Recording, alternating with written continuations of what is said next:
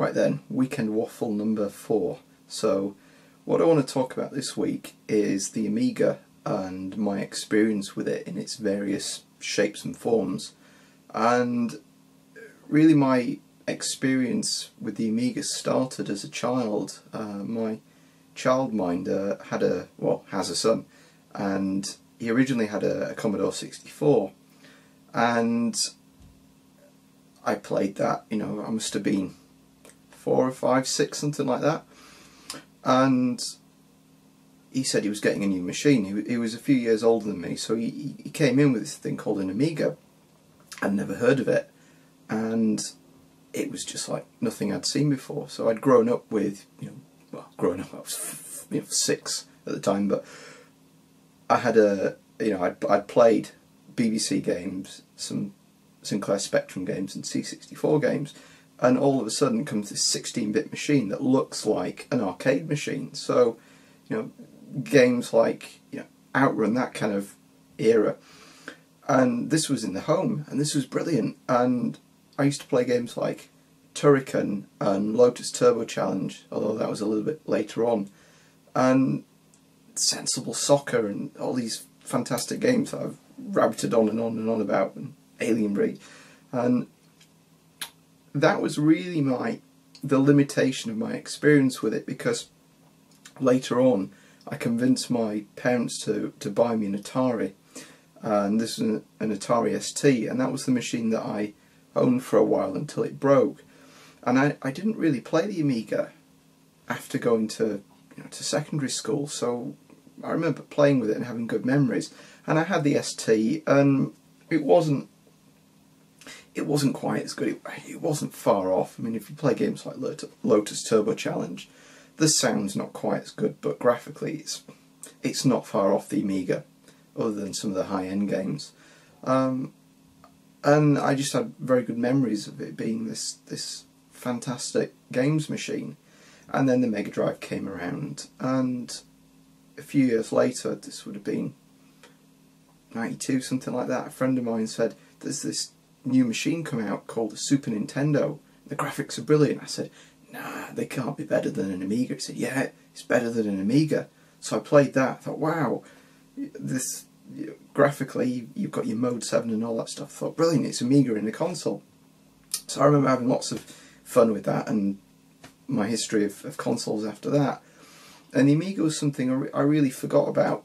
And as I've said in an earlier video, around 2000, 2001, when I was at uni, I picked up a CD32 with an SX1, and I got back into the Amiga that way. I'd played around with emulation a few years before, but at the time we had a Pentium 1, so about 200 megahertz, and you could emulate an Atari ST, but an Amiga wasn't quite up to speed.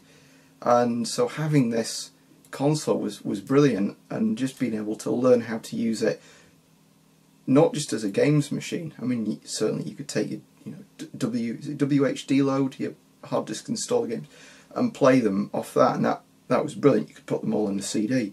But the thing that really came out of this, and the thing that I learned that I missed the first time around as a child, was that this was a full-blown computer, and you could do word processing, and you could go online with it and do video editing and all sorts of things, and even there was Deluxe Paint with your Ham 8, or was it 16 on the AGA, so on the 1200 you could have 24-bit images, and that was brilliant. That was as good as a PC even is now, just with a lower resolution. And I think this was something that I missed the first time around, because I used to buy ST formats, and you'd get a cover disc, and on it you'd get some games, and there'd be some serious productivity applications which I just ignored. As a child, who cares if the applications that do accounting or spreadsheets and stuff? As a child, you just miss it. And there were some interesting things there, but going back to this stuff, having started using an Amiga at early 20s, maybe a couple of years, I think I was say 19 at the time, I think. just going back and realising, wow, you get used to all this software being on the PC, having it on the Amigas is fantastic. And I think this is where really the tricky thing comes out from the Amiga, that we can look back on consoles or computers, like you've got the C64 and the Mega Drive. It is what it is. It plays games and a few extra applications here and there on the C64.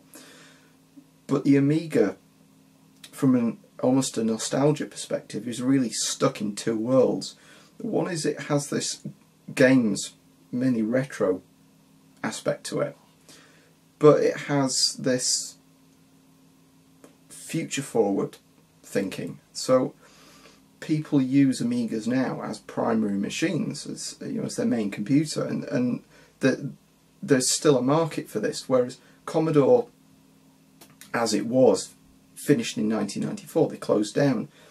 So we haven't really had any official Amigas since then, but it seems to have forked. So you've got people who like their original 1200s, 500s, 4000, 3000 machines that they're still running now, and they're using it just as they were back then, apart from more memory and expansions, etc., etc. But you get a fork, and this is it's a political thing for people who are Amigans, Amiga fans, that as far as the operating system is concerned, you get Amiga OS 4, which runs on a certain PowerPC platform, or more than one, and that's perhaps the more natural successor to the original source code to the original. So the Amiga 1200 was Amiga OS 3.0, 3.1, and then we had 3.5, 3.9 in the late 90s. And then Amiga OS 4 comes out from a different company than, I think, what's the name of it? Not Hagen Partner, they made the original. Hyperion makes Amiga OS 4. Then we have MorphOS, which was another almost fork of the Amiga community, which came from some of the hardware accelerators. And then we had the AROS, or AROS as the Europeans call it, which is an open source re-implementation of the Amiga operating system. So this is trying to be like Amiga OS 3.1 compatible. And then from a hardware we get MorphOS, which runs on the Amiga and some other platforms, and even the PowerPC Max. We get Amiga OS 4, which runs on the Amiga 1 and the X1000 and some of the other platforms. And we get AROS that runs on anything that is supported. So the benefit of AROS is it's platform neutral, so if you can get it to compile and it'll run on a PC, it'll go on a PC, or it'll run on a PowerPC or a Raspberry Pi if you've got ARM, etc., etc. So this is a good thing. But I think the really interesting thing with the Amiga community is it's looking forward. There are still developments, and as you can see by there being different forks, people want to do different things, which is great. And even with the classic Amigas, you've got re-implementations of that. So we've got the Natami, which is an FPGA implementation of the Amiga AGA chipset. So it uses I can't remember if it's an emulated 68060, I think they're using it roughly as an emulator, or whether it has a physical chip. I think there's an option in there. And this is a great thing. So what they're trying to do is emulate, through an FPGA, a real Amiga and come up with a brand new classic machine, as it would be like an Amiga 1200, but hugely expanded. And then you've got your Minimig, which is effectively an Amiga 500, which is emulated through an FPGA in a little box that you plug into your telly. So that's brilliant, so we've still got these machines. And I think that's a really interesting thing, that no other consoles or earlier computers seem to have that. If you have a C64 now, it tends to be what it was back then, whereas the Amiga is got one foot in the past and one foot in the future and one foot in the present. And I think that's a brilliant thing. Admittedly, people have different opinions and want to do things in different ways, as I've said, but that's great. Yeah, so coming back to my experience with the Amiga, I picked up an Amiga 1200 shortly after buying the CD32. So this would have been about 2001, 2002. And I bought an accelerator card with it, and it's brilliant. You can play expanded Amiga 1200 games. So these are games like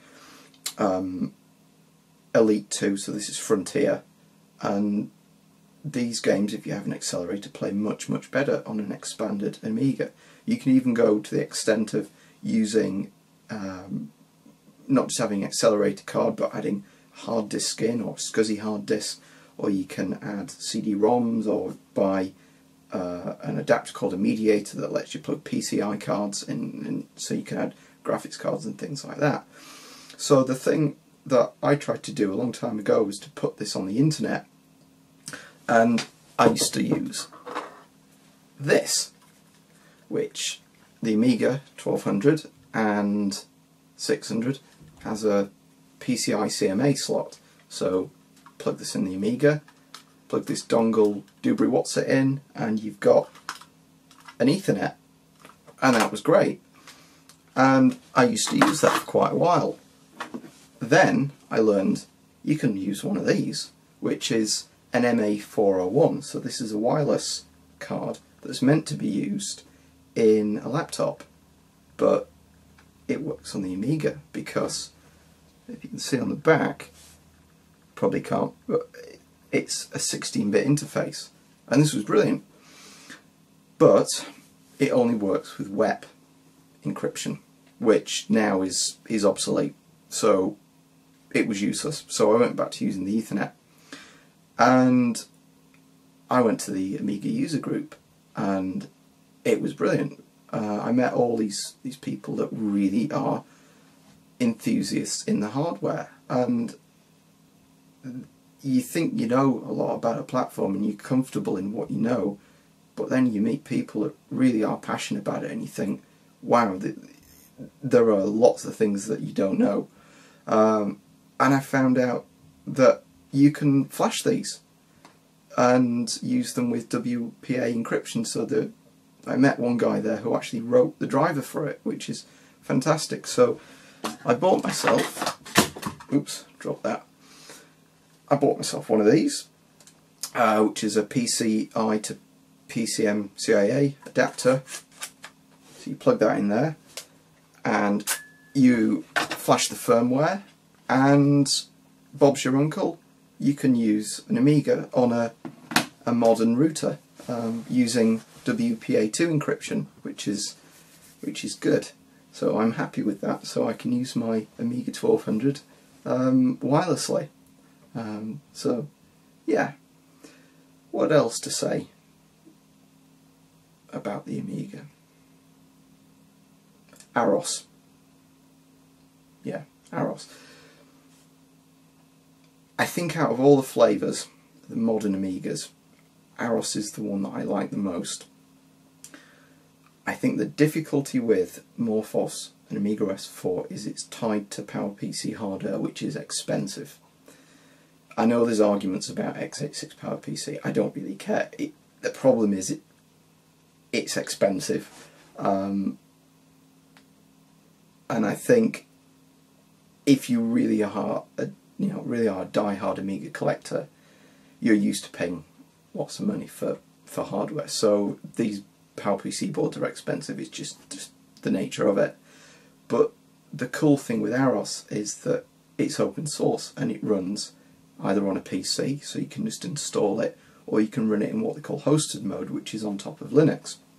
So you run it as a program and it pops up as a desktop, almost like using UAE.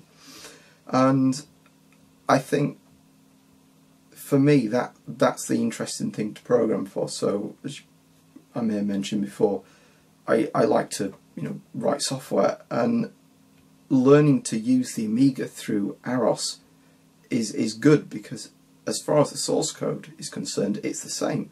So if you write an Amiga program for AROS, you should be able to write it for the classic Amigas like 1200 or your 4000 or 3000. And this is really good, and it's a good community. And what they're trying to do is, first of all, have a re-implementation of Amiga OS 3.1, which is source compatible.